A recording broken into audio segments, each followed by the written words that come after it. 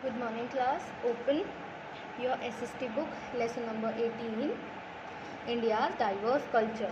इस लेसन में हम इंडिया के डाइवर्स कल्चर के बारे में रीड करेंगे. डाइवर्स मतलब अलग अलग या फिर भिन्न मतलब बहुत सारे प्रकार के. कल्चर मतलब संस्कृति. तो हमारे देश में इंडिया में अलग अलग संस्कृतियाँ, अलग अलग कल्चर जो है हम उनके बारे में आज रीड करेंगे. Okay, so open your book, page number 96. India has a rich culture. Indians have diverse languages, customs, traditions, religions, music and dances, but there is unity in so much diversity which makes our nation unique in the world. India क्या है? Culture में बहुत rich है. मतलब India में बहुत सारे cultures, अलग अलग प्रकार के कल्चर आपको देखने को मिलेंगे. इंडिया में बहुत सारी भाषाएं बोली जाती हैं, बहुत सारे कस्टम्स हैं, अपने रिवाज हैं, ट्रेडिशंस हैं, परंपराएं हैं, ठीक है, रिलीजन है, धर्म है, म्यूज़िक है, डांस है. यानी हर कल्चर का अपना क्या है, लैंग्वेज है या अपनी संस्कृति है, अपनी ड्रेसेस हैं, अपने कस्टम्स हैं, ट्रेडिशंस हैं. मतलब सबका अपना अलग पहचान है. ठीक है. और इतनी सारी भिन्नता होने के बाद भी, इतनी सारी डाइवर्सिटी होने के बाद भी हमारा देश क्या है, एक है. और यही क्वालिटी इंडिया को पूरे वर्ल्ड में सबसे यूनिक बनाती है कि इतनी डाइवर्सिटी के बाद भी हम एज नेशन यूनाइटेड हैं. ठीक है. इंडियन लैंग्वेजेस अभी हम रीड करेंगे. इंडिया में कौन सी लैंग्वेजेस बोली जाती हैं, ऑफिशियल लैंग्वेज कौन सी है, etcetera. Okay. Officially there are 22 languages recognised by the constitution of India. India का जो कॉन्स्टिट्यूशन है उसमें, कॉन्स्टिट्यूशन क्या है, हमारे देश को कैसे चलाना है उसके जो जितने भी रूल्स हैं ना, वो एक बुक में लिखे हैं. तो वो रूल्स की जो बुक है उसे कॉन्स्टिट्यूशन कहते हैं. ठीक है. हमारे देश के बारे में कि कैसे चलाना है, हमारा देश कैसा होगा, सरकार कैसे बनेगी, या देश के नागरिक कौन होंगे, देश के जो सिटीज़न हैं कंट्री के वो कौन होंगे. तो ये मतलब जो एक कंट्री है वो पूरी तरह से, जो इंडिया है हमारा, वो पूरी तरह से किसके रूल्स पर बेस्ड है, किसके रूल्स को फॉलो करता है, जो कॉन्स्टिट्यूशन में लिखे हैं. ठीक है. तो कॉन्स्टिट्यूशन आप समझ गए. उसी कॉन्स्टिट्यूशन में ऑफिशियली 22 लैंग्वेजेस रिकॉग्नाइज की गई हैं. ठीक है.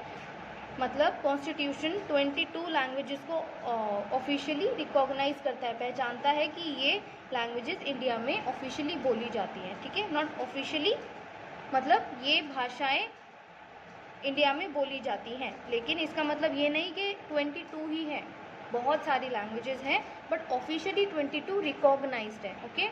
These are Assamese, Bangla, Bodo, Dogri, Gujarati, Hindi, Kannada, Kashmiri, Konkani, Malayalam, Marathi, Maithili, Urdu, Odia, Punjabi, Sanskrit, Sindhi, Santali, Tamil, Telugu, Manipuri and Nepali. Okay. ये लैंग्वेजेस हैं.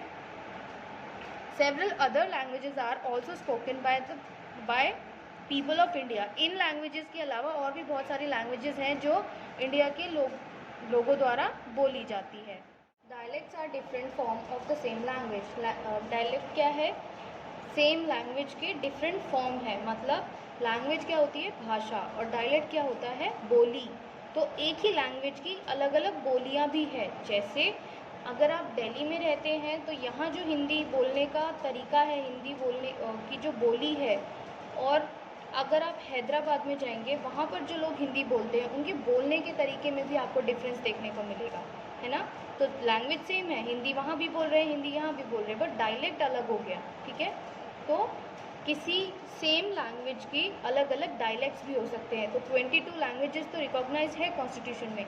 इसके अलावा और भी बहुत सारी लैंग्वेजेस है जो इंडिया में बोली जाती हैं, एंड एक ही लैंग्वेज के बहुत सारे डायलेक्ट्स भी हैं. ओके. तो इस वजह से हमारी कंट्री को मल्टी लिंग्विस्टिक कंट्री भी कहा जाता है. मतलब बहुत सारी भाषा बोली जहाँ पर जाती है वो वाली country. A majority of the languages are written from left to right, but a few languages like Kashmiri, Sindhi and Urdu are written from right to left. जो ज़्यादातर लैंग्वेजेस हैं जब उनको लिखते हैं तो कैसे लिखते हैं, उनको इस तरह से लिखते हैं, लेफ़्ट से राइट की तरफ बढ़ते हुए, ठीक है। लेकिन कुछ लैंग्वेजेस हैं जैसे कश्मीरी, सिंधी और उर्दू, ये 3 लैंग्वेजेस ऐसी हैं जो राइट टू लेफ़्ट लिखी जाती है, मतलब यहाँ से स्टार्ट करते हैं और ऐसे लिखते हैं।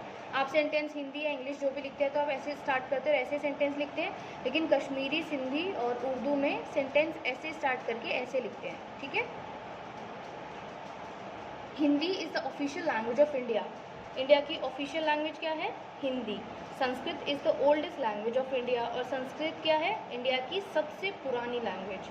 English is given the status of link language. English क्या है? लिंक लैंग्वेज का स्टेटस उसको मिला हुआ है, ठीक है।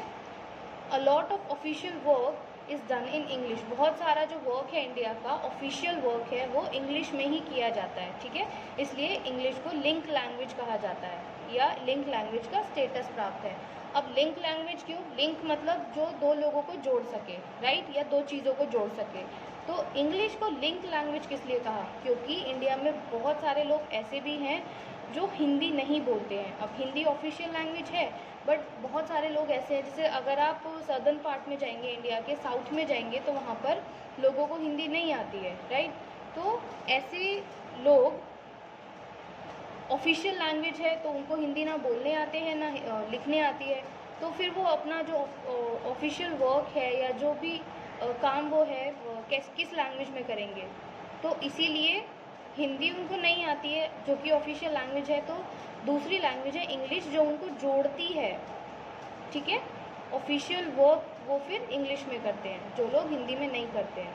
तो जो नॉन हिंदी स्पीकिंग लोग होते हैं उनको वो जोड़ती है लैंग्वेज। कौन सी लैंग्वेज? इंग्लिश लैंग्वेज, इसीलिए उसको लिंक लैंग्वेज का स्टेटस प्राप्त है। Clear? Now Indian dance and music. Indians are fond of dance and music. जो इंडियंस हैं वो बहुत ज़्यादा डांस और म्यूज़िक के क्या होते हैं? शौकीन होते हैं। Folk and classical are 2 types of dance and music. 2 type के डांस एंड म्यूज़िक होते हैं, folk and classical. Great musicians like Haridas, Tansen used to sing in the court of emperor Akbar. Great musician रहे हैं कौन कौन? हरिदास और तानसेन। ये जो अकबर थे, ग्रेट एम्परर थे अकबर। एम्परर मतलब जो राजा या शासक होते हैं वो। तो जब अकबर राजा हुआ करते थे, अकबर शासक हुआ करते थे, तो उनके कोर्ट में, मतलब उनके दरबार में, उनके कोर्ट में हरिदास और तानसेन जैसे ग्रेट म्यूजिशियंस भी गाया करते थे। In ancient times there used to be dance and music in temples only. Ancient time में, बहुत पुराने टाइम में, शुरुआती समय में क्या होता था, जो डांस एंड म्यूज़िक है ये सिर्फ टेम्पल्स में यानी मंदिरों में हुआ करता था। People even worshipped God through dance and music. लोग क्या करते थे? गॉड को वर्शिप किस तरह से करते थे? डांस एंड म्यूज़िक के थ्रू भी करते थे, ठीक है। Gradually this art was pass on to the stage और थिएटर। और धीरे धीरे क्या हुआ, ये जो आर्ट थी डांस एंड म्यूज़िक की, ये स्टेजेस और थिएटर्स की तरफ मूव हो गई, ठीक है। स्टेज और थिएटर पर भी दिखाई जाने लगी। People now enjoy dance in movies and on the television. और अब लोग डांस और म्यूज़िक टेलीविज़न और मूवीज़ में भी इन्जॉय करते हैं, राइट।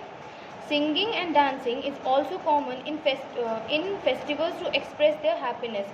सिंगिंग और डांसिंग सिर्फ आप मूवीज़ में या थिएटर्स में या टेम्पल्स में नहीं देखते।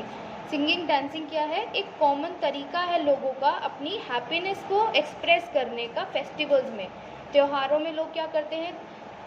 डांस करते हैं, गाते हैं, ठीक है, गाते नाचते हैं, एंजॉय करते हैं। तो ये क्या है? अपनी हैप्पीनेस को एक्सप्रेस करते हैं। तो सिंगिंग एंड डांसिंग क्या है? बहुत कॉमन हो गया है फेस्टिवल्स में अपनी हैप्पीनेस को एक्सप्रेस करने का। The important folk dances are Bhangra of Punjab, Ghumar of Rajasthan, Garba of Gujarat and the Bihu of Assam. अब कुछ important folk dances के नाम क्या है? भांगड़ा जो कि पंजाब का फोक डांस है, घूमर राजस्थान का फोक डांस है, गरबा गुजरात का एंड बिहू आसाम का फोक डांस है। Tribals have their own dances like those of the Bhils, Mizos, Nagas and Santals. और कुछ ट्राइबल्स भी हैं, उनके भी अपने डांसेस हैं। जैसे कुछ ट्राइब्स के आपको नाम दिए हुए हैं, भील, मीज़ोस, नागा एंड संथाल। ये ट्राइब्स के नाम हैं, इनके अपने अलग डांसेस भी हैं। इनके अपने अलग डांस होने का मतलब क्या है? मतलब अब अगर आप स्टेट वाइज देखें तो पंजाब का अलग फोक डांस, राजस्थान का अलग फोक डांस, आसाम का अलग फोक डांस, या फिर अगर आप ट्राइबल्स को भी देखें तो उनका भी अलग डांस होता है। तो ये क्या है, ये इनके कल्चर का कल्चर का पार्ट है। Okay, Indian classical dances have a very rich tradition. India का जो क्लासिकल डांस है उसका ट्रेडिशन बहुत रिच है। Some of the classical dances are Kathak, Bharatanatyam, Odissi, Kuchipudi, Mohiniyattam and Manipuri. ठीक है, ये कुछ क्लासिकल डांसेस के नाम हैं। अभी पीछे हमने फोक डांस रीड किए और ये क्या है, क्लासिकल डांसेस के नाम है। Okay, each style is unique in its own way and has special beats and rhythms with colourful costumes. ये जो क्लासिकल डांसेस हैं, हर एक क्लासिकल डांस एक दूसरे से अलग है, अपने इनके अलग तरीके हैं। ठीक है, अलग बीट्स हैं, मतलब इनका जो बीट है म्यूज़िक के वो अलग है, इनकी रिदम जो है म्यूज़िक की वो अलग है, इनका जो वो कॉस्ट्यूम को पहनकर डांस करते हैं इवन वो कॉस्ट्यूम्स भी अलग है। तो इन क्लासिकल डांस बहुत अलग है एक दूसरे से। All the dance styles depend on music which is the soul of dance. और जितने भी डांस के स्टाइल हैं, फिर चाहे आप फोक डांस को ले लीजिए या फिर क्लासिकल डांस को ले लीजिए, ये डांसेस किस पर डिपेंड है, ये सब डांस म्यूज़िक पर डिपेंड है। तो म्यूज़िक क्या है, डांस की सोल है, मतलब डांस की आत्मा है क्या, म्यूज़िक, क्योंकि म्यूज़िक के बिना डांस नहीं किया जा सकता। Indian classical music is broadly divided into two systems. जो इंडिया का क्लासिकल म्यूज़िक है उसको दो सिस्टम्स में डिवाइड किया गया है। First is Hindustani music. Hindustani music is practised in north India and Carnatic music is practised in south India. तो दो पार्ट्स में हम जानते हैं कि इंडिया को हम टू पार्ट्स में डिवाइड करके पढ़ते हैं। जो अपर पार्ट है उसको हम नॉर्दर्न पार्ट बोलते हैं और जो लोअर पार्ट है उसको साउदर्न पार्ट। तो जो नॉर्थ वाला पार्ट है इंडिया का, वहाँ पर हिंदुस्तानी म्यूज़िक प्रैक्टिस किया जाता है, और जो साउथ का पार्ट है वहाँ पर कर्नाटिक म्यूज़िक प्रैक्टिस किया जाता है। Okay, North India offers a variety of forms of music like tappa, ghazal, thumri, dhrupad and khayal. ठीक है, नॉर्थ इंडिया जो है वहाँ पर बहुत सारे आपको वैरायटी ऑफ म्यूज़िक मिलेंगे। ठीक है, बहुत सारी वैरायटी की म्यूज़िक हैं। Carnatic music is quite spiritual. जो कर्नाटिक म्यूज़िक है ये क्या था, ये हिंदुस्तानी म्यूज़िक था।